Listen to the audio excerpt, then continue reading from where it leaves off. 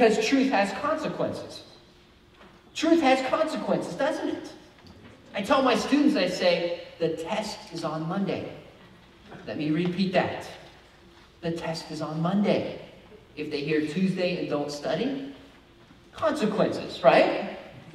There's consequences. My uncle is a pastor up in Massachusetts. And we were talking about this one afternoon. He told me a story about a man in his congregation who was deaf, who firmly believed with all his heart that a train was coming through in the afternoon at 1 o'clock. So at 11, he went walking on the train tracks. He was walking this direction. The train came behind him. He couldn't hear it when it blew a whistle, couldn't stop in time, hit him from the back and killed him, and cost him his life because he had false information. Truth has consequences, doesn't it? Not only in this life, but in the life to come. Truth has consequences. That's why I believe Hosea, the minor prophet, said, my people are destroyed for lack of knowledge. My people are destroyed for lack of knowledge. Why else is truth important? I'm going to ask you to do something. I want everyone here to close your eyes. Close your eyes. Point the direction without hitting somebody next to you you think is north. Point the direction. You've got a point. You're going on a journey. You're going on a journey. Just point the direction. Keep your hand pointed and open up your eyes.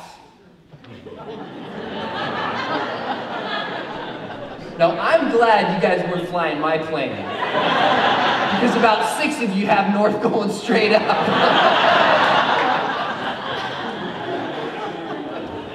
Now, my favorite one was over this direction. People were literally pointing right past themselves.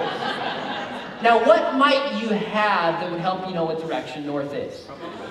Yeah, a compass or the app on your iPhone, right? The compass app, of course, these days. You see, truth is like a compass for life. When we know what is true, we know how we should live. When we know what is true, we know how we should live. That's why truth is so powerful. So think about it this way. I'll share this story. I want you to think of, let me take you back for a second. Not too long ago, I had trouble with my internet access. So I had to call one of those operators and get some help. If you talk to the nice people in India who talk like this, if you talk to these nice folks, he helped me with my problem. I was about to hang up. I thought, you know what? I'm a teacher, and I get a lot of stupid questions, right? Everyone says there's no such thing as dumb question. Absolute lie. I teach freshmen. Get them all the time. Well, I think I get dumb questions. This guy answers questions all day. He must get some pretty stupid questions about computers, right? So I'm about to hang up, and you should try this at home. And I said, can you tell me the craziest questions you've ever received about how to work a computer? And he said, sure, I'll give you a few. He said, I had a lady call up. She said, I'm really frustrated. I'd like to exchange my computer. He said, well, what's the matter, ma'am? She said, my foot pedal doesn't work. Anyone? Mouse. She thought the mouse, I guess she'd been sewing, was a foot pedal that went under. She's working on her computer like this.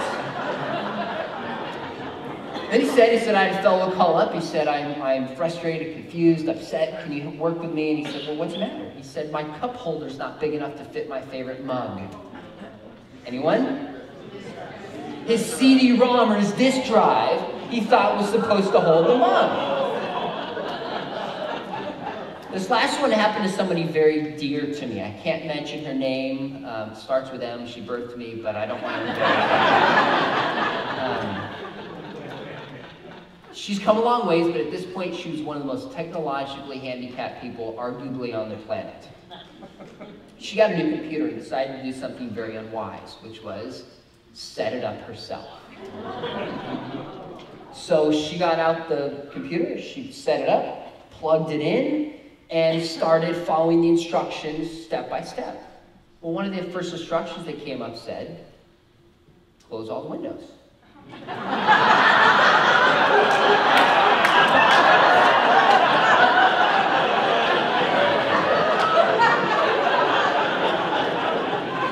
My mom got up from her chair, walked around the whole house, and closed all the windows in the house. She came back, my sister was a senior in high school, and my mom was frustrated, she's crying, she goes, what's the matter, Mom? And she said, well, I think I closed all the windows the computer screen said to. My sister fell on the floor and cried for an hour. Now you obviously get the jokes because you know something about a computer, don't you? You know that not a foot pedal, you know that a mouse is designed for a certain function, not to be pushed by your feet. You know that a disk drive has a certain purpose for it, and it's not meant to hold a mug. And you know when the computer screen says close all the screens and the windows, it doesn't mean the physical windows, it means the ones on your computer screen, right? So you know that there's a truth about a computer. It's been designed to function in a certain way. And when we're confused about that truth, it leads to frustration and loss and pain and just flat out being upset. But when we know the truth, what happens? Then as Jesus said, it shall set you what? Free. It shall set you free. You see why truth is so powerful and pertinent? It's only when we know truth that we can be really set free. And that's why Satan is the father of what? Lies. He's the father of lies. He is the father of lies. You see, if something like a computer has a purpose, then there's a way it's meant to function because it's been designed. That's why the first thing we learn about God in the Bible is in the beginning, God created. That tells us there's a purpose to work. There's a purpose to marriage. There's a purpose to family. There's a purpose to sex. And when we know that truth and we follow it, we are set free. When we don't know that truth or we ignore it, we're enslaved. That's why truth matters to this generation. Because one of the most consistent lies that's perpetrated is that freedom involves just doing whatever you want to do. That's a lie, isn't it? True freedom is living consistently with God's design for our lives. That's why truth is important for this generation. Because it's the only way they will truly be set free. And that's why Jesus said, you shall know the truth, and the truth shall set you free. Why else is truth important? Not too long ago, my dad was speaking at a conference. There was probably about this many students, maybe 300 or 400 students, a leadership conference of a well-known denomination. And my dad likes to go out in the audience and ask questions. I like to do this sometimes too. I won't do it today. But he went out in the audience and he started asking some young people a question. And he asked the leaders, he said, give me the sharpest young people that are here. So my dad, Josh, went up to a student whose name happened to be Josh. And he says to me, he holds up the Bible and says, do you believe the Bible is true? Josh says, yes. He said, do you believe it's accurate, scientifically, historically, and everything it teaches? He says, yes. My dad asked him another question, I think very fair. He said, why? Josh goes, boy, I don't know. Never thought about it. So my dad goes around the whole room. No student can answer this at a leadership conference. Afterwards, my dad goes back to his book table. And the student comes running up to my dad. He goes, Josh, I know the answer. Well, at first my dad thought, wow, this is great. The kid did some homework and he knows the answer. He goes, I know why the Bible's true. He says, the Bible is true because I believe it. The Bible is true because I believe it. Now you laugh and you chuckle, and for somebody who understands truth, that's the appropriate response. But to so many young people, that's not funny. Of course, if you believe something is true for you. So my dad looked at me and said, now wait a minute.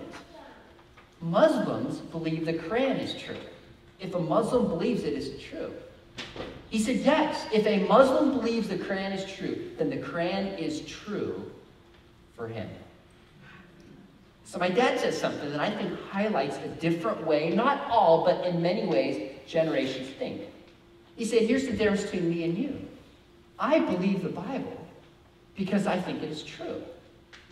You think the Bible is true because you believe it.